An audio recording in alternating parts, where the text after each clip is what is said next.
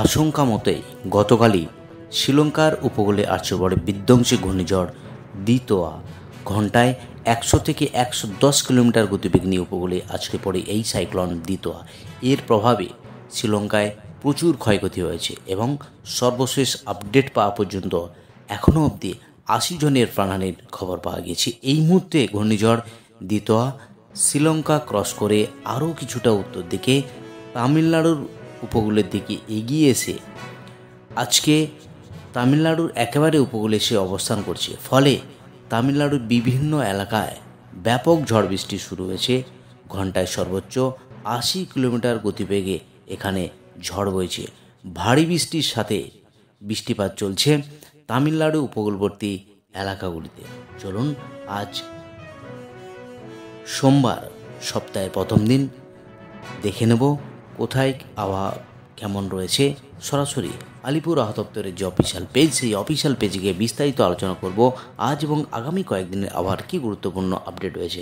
প্রথমে একবার ঘূর্ণিঝড় নিয়ে যে আপডেট উঠে এসে সেটা একবার দেখে নিচ্ছে। যে বিশেষ গুরুত্বপূর্ণ ইনফরমেটিভ মেসেজ দিয়েছে আলিপুর আবহাওয়া দপ্তর, সেখানে বলা হয়েছে cyclonic storm Ditwah over Southwest Bengal and adjoining North Tamil Nadu, Pondicherry coast. Cyclonic warning for North Tamil Nadu and Pondicherry and adjoining South Andhra Pradesh coastal area. এই জায়গাগুলোতে একেবারে রেড অ্যালার্ট জারি করেছে মৌসুম ভবন। ফলে আগামী 2 থেকে 3 দিন এর অভিমুখ আরও উত্তর দিকে থাকবে। ফলে অন্ধ্রপ্রদেশ উপকূল এবং তামিলনাড়ু উপকূলে ব্যাপক দুর্যোগপূর্ণ আবহাওয়া পরিস্থিতি থাকবে। ইতিমধ্যেই এই সমস্ত এলাকাগুলিতে সতর্কতা জারি করেছে মৌসুম ভবন। এবার দেখে নেব ঘূর্ণিঝড়ের বর্তমান অবস্থান কোথায় রয়েছে। যদি একবার দেখে নিই ঘূর্ণিঝড়ের যে বর্তমান অবস্থান যেটা রয়েছে, শ্রীলঙ্কার দিক থেকে এর অভিমুখ ক্রমশ পন্ডিচেরি হয়ে এটা নেলোর, চেন্নাইয়ের দিকে অগ্রসর হচ্ছে। ফলে এই সমস্ত জায়গাতে ব্যাপক দুর্যোগপূর্ণ আবহাওয়া পরিস্থিতি থাকবে। একেবারে তামিলনাড়ু উপকূল এবং অন্ধ্রপ্রদেশ উপকূলের জায়গাগুলিতে আছড়ে পড়ার সম্ভাবনা রয়েছে। ঘন্টায় 80 থেকে 100 কিলোমিটার গতিবেগে ঝড় বৃষ্টি, সঙ্গে ভারী থেকে অতি ভারী বৃষ্টি হওয়ার সম্ভাবনা রয়েছে এই সমস্ত জায়গাগুলিতে। যদি আবারও দেখি এর ঝড়ের পরিমাণ বা এর অভিমুখ, ক্রমশ কাকিন্দা, বিশাখাপত্তনম, বিজয়ওয়াড়া ক্রমশ উত্তর দিকের মুভমেন্ট রয়েছে। ফলে বিশেষ করে অন্ধ্রপ্রদেশ উপকূল এবং তামিলনাড়ু উপকূলবর্তী জায়গাগুলিতে ব্যাপক দুর্যোগপূর্ণ আবহাওয়া পরিস্থিতি হতে পারে। অর্থাৎ আজ এবং আগামীকাল দুর্যোগ কিছুটা কম হওয়ার সম্ভাবনা রয়েছে আগামীকালের পর থেকে। তো যে দুর্যোগপূর্ণ আবহাওয়া পরিস্থিতি তার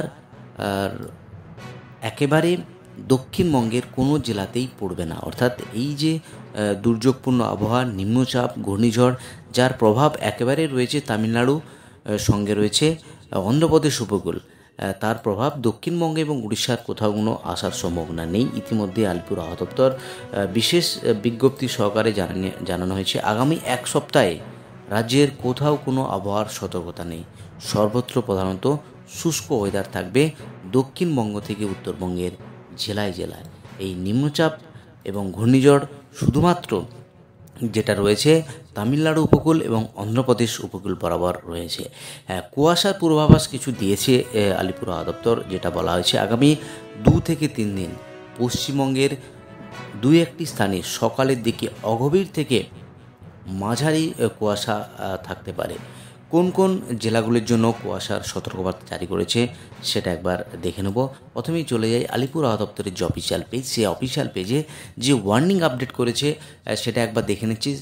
warning for sub regional West Bengal and Sikkim, Uttarbanga এবং পার্বত্য জেলাগুলির জন্য যে ওয়ার্নিং রয়েছে আজ থেকে আগামী 6 তারিখ সেখানে কোনো ওয়ার্নিং নেই।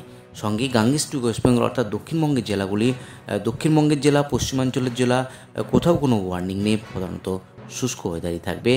যদি একবার চলে যায় সাউথ বেঙ্গল কোন কোন জেলাগুলিতে ফগ অ্যালার্ট জারি করেছে আলিপুর আবহাওয়া দপ্তর সেটা দেখা যাচ্ছে।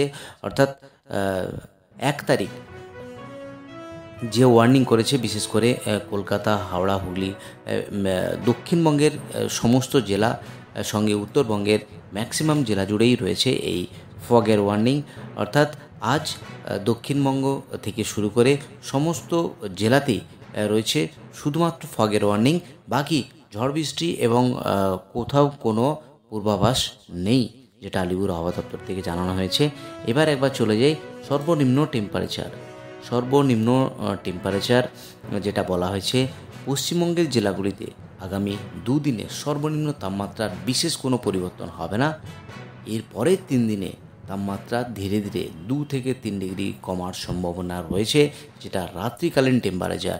অর্থাৎ যে নিম্নচাপের প্রভাব কেটে যাওয়ার পরেই আবারও দক্ষিণবঙ্গ থেকে উত্তরবঙ্গের জেলায় জেলায় আবারও ঠান্ডার প্রভাব হতে শুরু করবে। এবার একবার দেখে নিচ্ছি আজ 1 তারিখ, সেক্ষেত্রে সর্বনিম্ন টেম্পারেচার কোথায় কত থাকতে পারে সেটা একবার দেখে নিচ্ছি।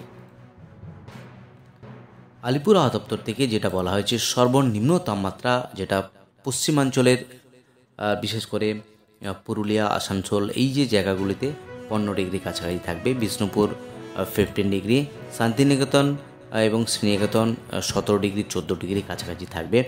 বর্ধমান সেখানে 15 ডিগ্রি, এবং কলকাতার আশেপাশের যে টেম্পারেচার একেবারে যেটা লক্ষ্য করা যাচ্ছে 16-17 ডিগ্রির আশেপাশেই থাকবে কলকাতার যে টেম্পারেচার। মুর্শিদাবাদ এবং বহরমপুর 15 ডিগ্রি, মালদা সেখানে যে টেম্পারেচার সর্বনিম্ন হওয়ার সম্ভাবনা রয়েছে 18 ডিগ্রি। বাকি উত্তরবঙ্গের যে temperature, Darjeeling 7 degree, Kalimpong 12 degree, Siliguri 15 degree, Ramsai 14 degree, Jalpaiguri 14 এবং কোচবিহার 14 ডিগ্রি। যে টেম্পারেচারটা লক্ষ্য করলাম তাতে উত্তরবঙ্গে একেবারেই সর্বনিম্ন টেম্পারেচার এটা রয়েছে। এবং যদি দেখি গতকাল সর্বনিম্ন টেম্পারেচার কোথায় কত ছিল লক্ষ্য করে নিই একবার। পুরুলিয়া জেলা সেখানে 15 ডিগ্রি, আসানসোল 15.9, বাঁকুড়া 15.1, মেদিনীপুর 16.5 ডিগ্রি, সঙ্গে কলকাতার আশেপাশের যে টেম্পারেচার 19 এবং 17.8 ডিগ্রি কাছাকাছি টেম্পারেচার ছিল। যদি উত্তরবঙ্গের দিকে যাই সেখানে একেবারে দার্জিলিং 7.2, জলপাইগুড়ি 14.6, কালিম্পং 12.5, আলিপুরদুয়ার 12 ডিগ্রি, কোচবিহার 13.4 এবং বাগডোগরা 15.9 ডিগ্রি সেন্টিগ্রেড। তো এই হলো আজ এবং আগামী কয়েকদিনের আবহাওয়ার গুরুত্বপূর্ণ আপডেট এবং নিম্নচাপের যে গুরুত্বপূর্ণ এবং ঘূর্ণিঝড়ের আপডেট সেটা শেয়ার করলাম। যদি ভিডিওটি আপনাদের অবশ্যই হেল্পফুল মনে হয় তবে চ্যানেলকে সাবস্ক্রাইব করে পাশে থাকবেন। আর আপনি কোন জেলা থেকে ভিডিওটি দেখছেন অবশ্যই জেলাটির নাম কমেন্ট বক্সে জানাতে ভুলবেন না। আজই অবধি, ফিরে আসছি পরের ভিডিওতে। ভালো থাকুন, সুস্থ থাকুন।